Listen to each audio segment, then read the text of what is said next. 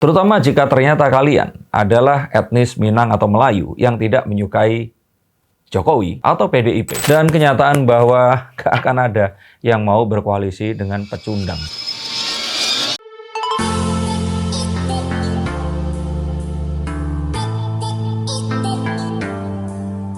Halo Sensikers, kembali berjumpa bersama saya Denny Darko. Tidak ada yang namanya misteri. Yang ada adalah tanda-tanda yang kita semua coba untuk mengerti. Salam 4 jari ini muncul beberapa hari ke belakang dan sepertinya ini adalah sebuah gerakan yang ingin menghadang 02 atau gerakan yang merupakan sebuah kontinuitas dari gerakan asal bukan Prabowo atau asal bukan Gibran. Jadi ini ingin mewadahi para simpatisan 01 dan 03, 3+1 kan 4, yang merasa bahwa pemilu ini akan menuju ke satu putaran dan mereka sebaiknya bersatu, menggagalkan rencana satu putaran dan bisa bertarung kembali di kontestasi putaran kedua. Tapi mengapa yang saya lihat bahwa meskipun ini 2 putaran, 1 dan 3 akan muskil mereka ini saling merapat dan bahkan saya lihat masih lebih mungkin salah satunya merapat ke 02.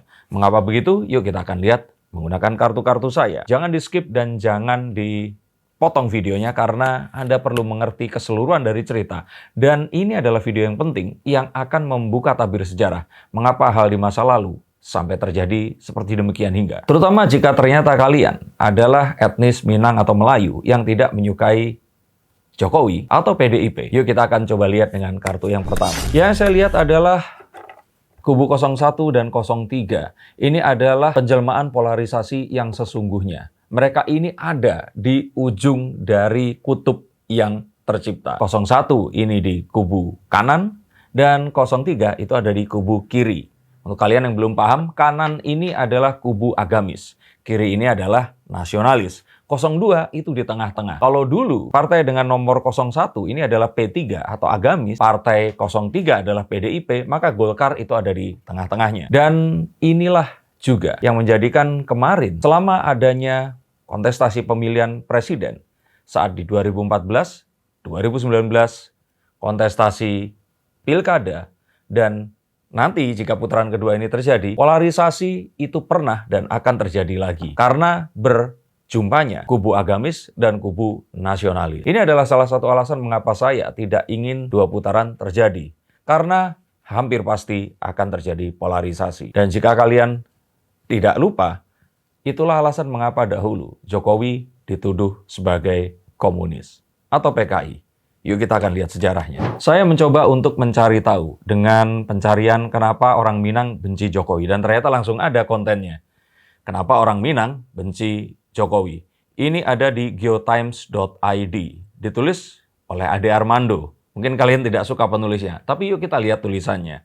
Tertulis Selasa 28 Desember 2021. Apa sih yang membuat orang Minang begitu tidak sukanya dengan Presiden Jokowi? Pertanyaan itu muncul ketika saya, Ade ini, membaca hasil survei nasional SMRC yang diselenggarakan awal Desember. Ini adalah lembaga surveyor yang terkemuka loh. Survei ini menunjukkan bahwa hanya 19% warga Minang menyatakan puas atas kinerja Presiden Jokowi.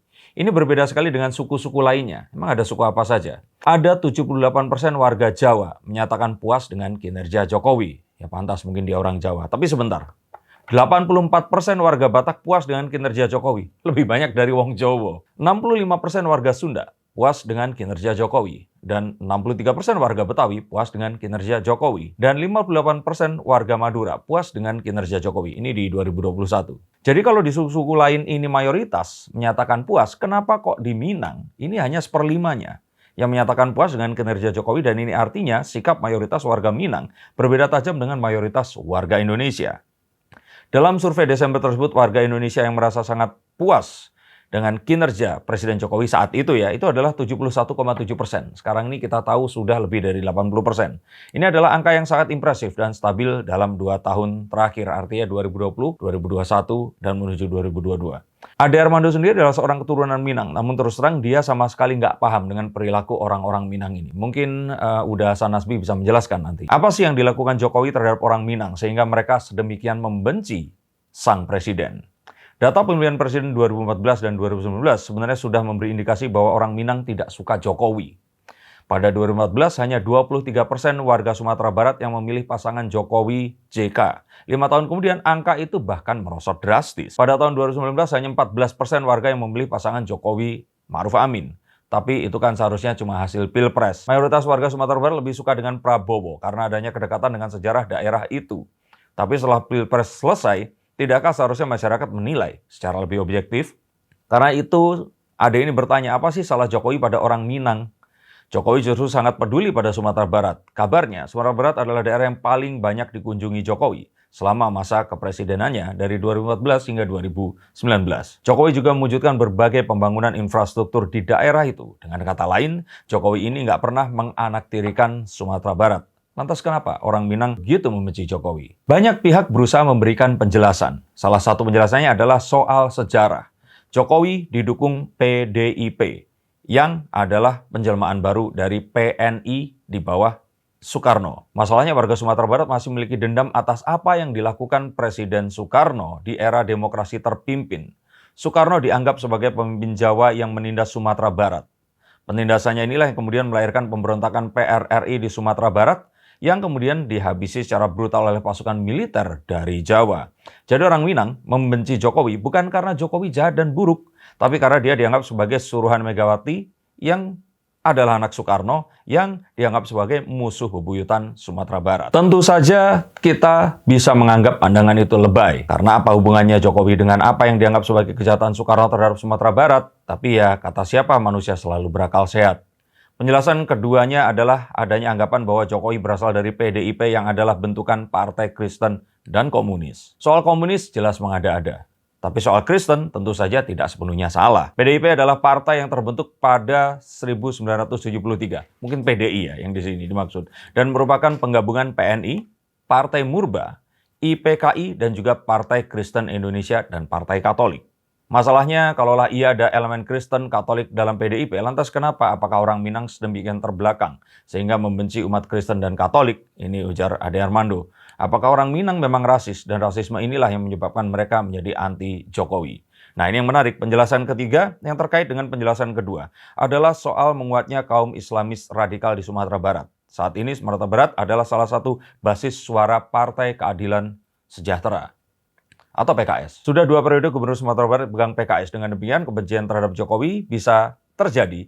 Bisa jadi karena kader-kader PKS berhasil manas-manasi orang Minang untuk membenci Jokowi.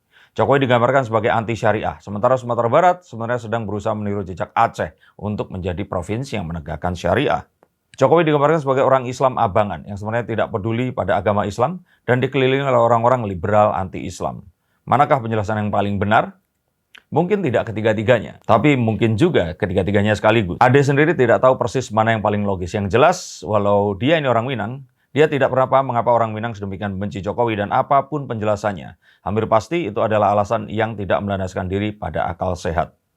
Nah, ini adalah penjelasan yang mungkin menjadi sebuah teori dasar mengapa 03 dan 01 itu mustahil untuk bersama. Bukan permasalahan elit partai lagi, tapi masalah sejarah yang jauh ke belakang yang kalau kalian mau tahu lagi, ada sebuah gerakan yang diduga ini adalah pembantaian Sultan-Sultan Minang dan Sumatera Timur saat itu. Kalian bisa googling sendiri dan artikan sendiri di sana. Tapi yang pasti, ini semakin menegaskan dan terang benderang bahwa 01 dan 03 itu mustahil untuk bersama. Jadi 4 jarinya kayaknya nggak mungkin akan terjadi. 01 dan 03, sekali lagi ini adalah partai ideologis yang artinya apapun yang mereka akan putuskan dan pilih selalu berdasar atas ideologi partai yang mereka miliki. 01 pasti agama dan akan selalu membawa agama dalam setiap nafas perjuangannya. Sedangkan 03 ini nasionalisme dan akan selalu membawa nasionalisme dalam perjuangannya. Sedangkan partai kedua atau 02 ini adalah partai tengah yang mencoba untuk mengakomodir kedua hal itu tadi.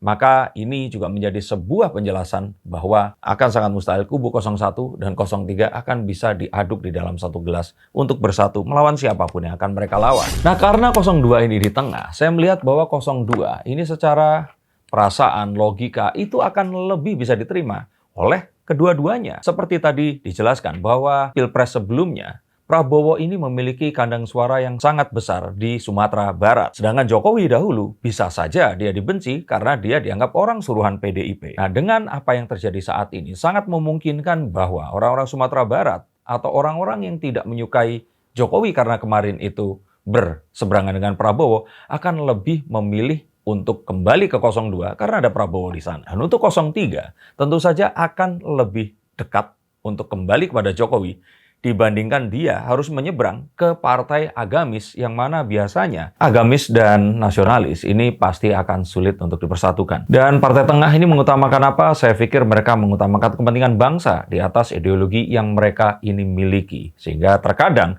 memang partai tengah terlihat lebih seperti melakukan banyak politik praktis dibandingkan politik kekaderan yang berdasarkan ideologi yang mereka usung. Tapi bukankah itu mungkin saja lebih sesuai dengan perkembangan zaman masa kini? Dan adanya kenyataan bahwa akan sangat mustahil Nasdem dan PDIP ini mau untuk beroposisi atau melihat peluang untuk beroposisi. Mereka sebelumnya adalah partai pemerintah, partai pemenang pemilu. Menikmati sekali dengan menempatkan kader-kader terbaik mereka di dalam kursi kepemerintahan. Akan sangat mustahil mereka menghadapi, bahkan kemungkinan saja mereka akan menjadi oposisi. Maka kita akan melihat siapapun yang akan masuk ke dalam putaran kedua berhadapan dengan 02. Yang kalah pasti akan lebih pilih untuk merapat dibandingkan berjuang atau menuju ke sesuatu yang belum pasti. Ingat, ini adalah partai politik, bukan yayasan keagamaan, yayasan nasionalis yang akan mengutamakan apapun di atas kepentingan partai. Akan sangat mustahil. Dan jikalaupun bersatu, saya lihat bahwa bersatunya ini hanyalah akan di kalangan elit partai saja. Ini kalau saya melihat 01 dan 03 ya.